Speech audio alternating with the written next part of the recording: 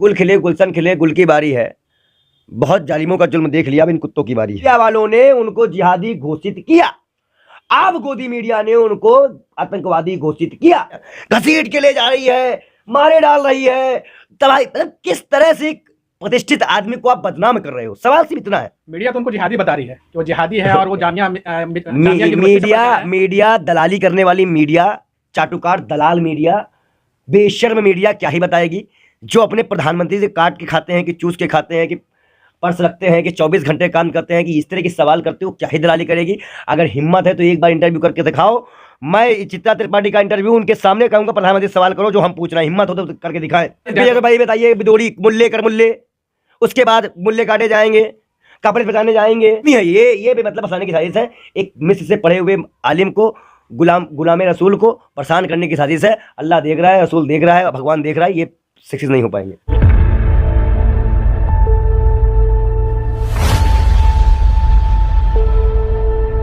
से मुफ्ती सलमान अजहरी को गुजरात की एटीएस पुलिस मुंबई से गिरफ्तार करके गुजरात ले गई है, उस मुद्दे पे हम चर्चा करने वाले हैं। और जो उनके ऊपर आरोप लग रहा है कि उन्होंने हिंदुओं का अपमान किया है, उन्होंने जो शेर पढ़ा है उस शेर में कुत्ता का जिक्र है और कुत्ता जो है हिंदुओं को कहा गया है। देखिए एक चीज बता दें, मैं भी हिंदू हूं, मुझे ऐसा नहीं लग रहा है। पहले अदालत में कुत्ता ढूंढ के ले आओ। एक बार हुआ क्या था कि कांग्रेस की सरकार में राहत इंदौरी साहब ने कह दिया सरकार चोर है, तो उनकी गिरफ्तारी हो जाती है। क्या हो जाती है? गिरफ्तारी हो जाती है। तो उनकी गिरफ्तारी होने के बाद उन्होंने कहा, पुलिस वालों से कहा कि भाई मैंने बोला सरकार चोर है, मैंने ये तो नहीं कहा कि सरकार चोर है, और तुम कहां से प्रूफ करोगे कि इंडिया की सरकार चोर है? अगर मैंने कहा भी तो मुझे प्रूफ तो करने दोगे ना, मैं कहां से मैंने कह दिया। उन्होंने उनको छोड़ दिया था, तो इसी तरह वो भी छोड़ दिए जाएंगे। लेकिन जिस तरीके से उनको जो दूसरी महत्वपूर्ण बात यह है, जैसे मैं कहता हूं कि गुल खिले गुलशन खिले गुल की बारी है। बहुत जालिमों का जुल्म देख लिया, अब इन कुत्तों की बारी है।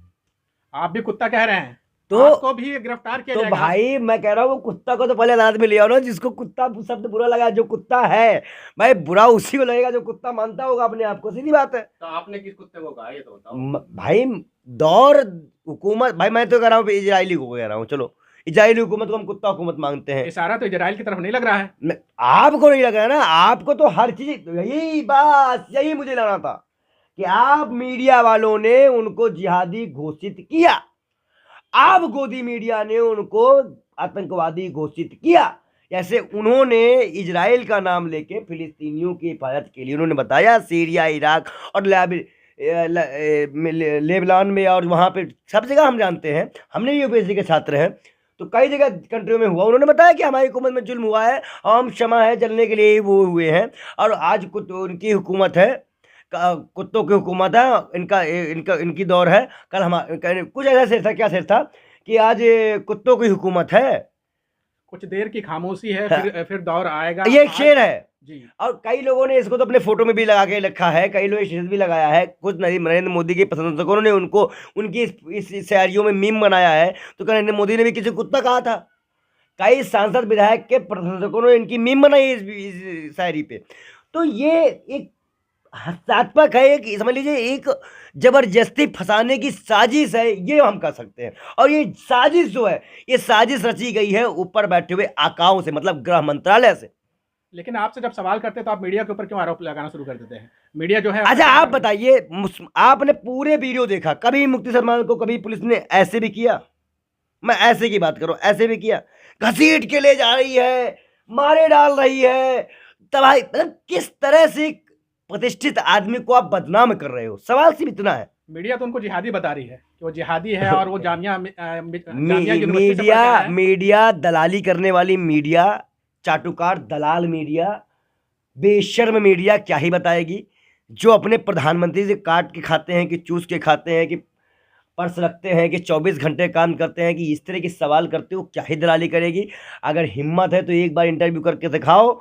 मैं चित्रा त्रिपाठी का इंटरव्यू उनके सामने कहूंगा, प्रधानमंत्री सवाल करो जो हम पूछ रहे हैं, हिम्मत हो तो करके दिखाएं। क्या बात करते हो तुम बेशर्मो?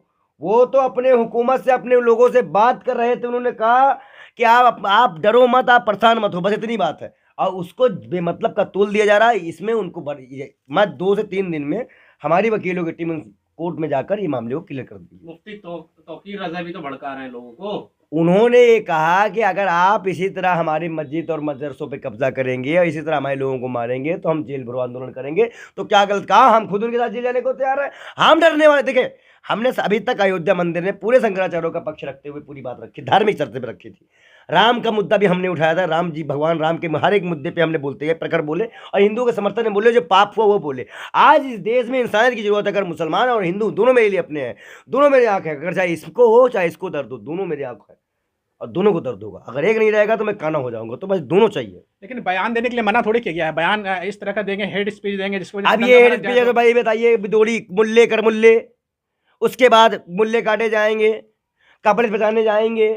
अरे तो वो तो हंस करके कहा गया था ना। तो भैया ये भी हंस के ही कह रहे थे, आप ध्यान नहीं दे पाए।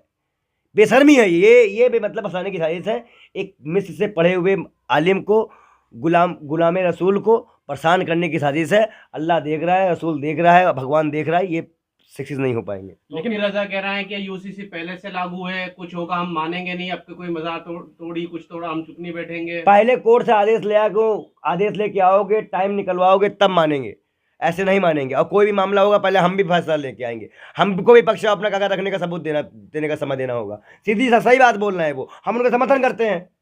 पहले हमें कागज दिखाने का 1 हफ्ते का समय मानो तो दे। कोर्ट हमें ये बात को सुप्रीम कोर्ट जाके लिख के दे कि आप भी ऐसा कुछ होगा तो निचले आदेश को आदेश दे कि बिना परमिशन के, बिना इनको अपने पक्ष रखे हुए, इनकी बात बिना सुने हुए आप कोई तोड़ नहीं सकते। ये आदेश को सुप्रीम कोर्ट को देना चाहिए और इसके लिए सुप्रीम कोर्ट जाना चाहिए। सीधी बात है, बस सही बोल रहे हैं वो। मीडिया में कहा जा रहा है, बीजेपी वाले कह रहे हैं राम मंदिर का दर्द है, ये उसका बदला ले रहे हैं, इसलिए कर रहे हैं। अच्छा, राम मंदिर का बदला ले रहे हैं, मदरसा ये तोड़ रहे हैं कि मुसलमान गए हैं क्या कोई मंदिर तोड़ने? भाई कोई मुसलमान गया तोड़ने? सब राम मंदिर की वजह से तोड़ने तो ये लोग गए हैं ना, तोड़ने तो ये लोग गए हैं, लड़ने ये लोग गए हैं, मारने ये लोग गए हैं। कोर्ट में लंबित मामला है और कुछ यूट्यूबर चला रहे हैं कि मामला वहाँ कोर्ट ने आदेश दे दिया।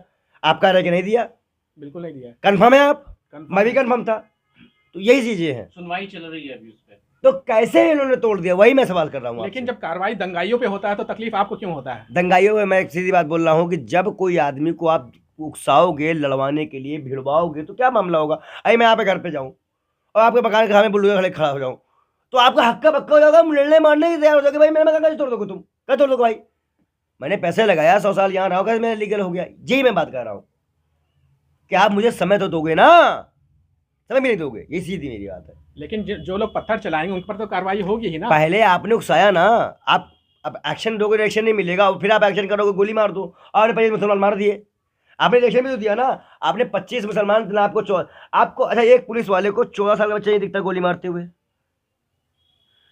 16 साल का बच्चा नहीं दिख रहा गोली मारते हुए। उसके हाथ में है क्या यार? वो कुंडा है मवाली, उसको पकड़ते, उसको 2-3 थप्पड़ मार देते, 2-3 लाठी मार देते। चलो, ये होता है दंगे का, कि दंगे में गोली मार देने का देते नेताजी। भाई कहाँ का न्याय है ये सवाल है ना। ये साजिश है, इस साजिश को पर्दाफाश होना चाहिए। क्या साजिश है ये? दंगा करा, मैं आपको, अरे भाई आप गोली मारने का आदेश दे रहे हो, जो आपको 16 साल, 14 साल, 15 साल के बच्चे नहीं दिख रहे हैं क्या? उनके बाद AK-47 है क्या जो गोली चला रहे हैं? सवाल तो ये है ना। आखिरी सवाल हम लेते हैं कि जिस तरीके से लोकसभा का चुनाव करीब आ रहा है तो क्या लगता है चुनाव के पहले एक माहौल बनाया जा रहा है? चुनाव दंगे जीतने का प्रयास है। राम मंदिर फ्लॉप हो गया है, शंकराचार्य ने विरोध कर दिया है। वो जिस हिसाब से उठना चाहिए था मुद्दा उठ नहीं पाया है, फिर बिहार भी नहीं उठ पाया, कई जगह फंसते नजर आए हैं। ये तोड़ भी रहे हैं, फिर भी डर रहे हैं, ये चुनाव हार रहे हैं। बस ये आप कैसे कह सकते हैं चुनाव हार रहे हैं? पूरा देश जो है वो राममय हुआ है। राममय हुआ है कि दंगामय हुआ है, वो देश देख रहा है। सारे तो आपके इंडिया गठबंधन के तोड़ दिए, नीतीश चले गए, अब जयंत भी चले गए। देखिए मैं आपको बता दूं, जनता जिसके साथ है वो उसके साथ है। किसान कभी आपको ये इनको माफ नहीं करेंगे। 700 ज़्यादा किसानों के शहीदी हुई है, वो माफ़ नहीं किए जाएंगे। इन्होंने लाठी खाई है, जिन्होंने इनको लाठियों से मारा उनके पास जा रहा है। देखिए, अगर राजनीति में इतना ईमान खोना पड़े ना तो राजनीति से ना लेना चाहिए। सीधी बात है, मैं ज़्यादा नहीं बोलना चाहता।